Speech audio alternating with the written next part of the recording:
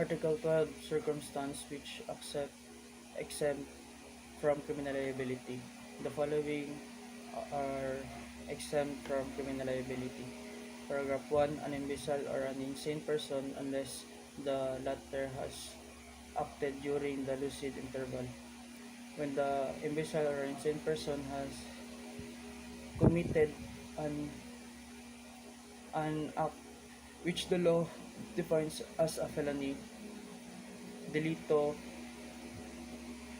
the court shall order his confinement in one of the hospital or asylums established for person such afflicted, which shall not be permitted to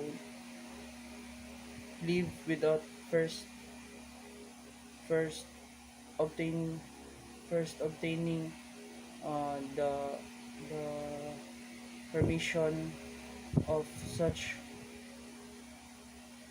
obtaining the permission of the same court. Paragraph 2. A person under 9 years of age. Paragraph 3. A person over 9 years of age and under 15 unless he has acted with discernment, in which case such minor shall be proceeded against in according with the provision of Article 80 on this code. When such minor in a judge to be criminally irresponsible, the court of conformity with the provision of this and the preceding paragraph shall commit him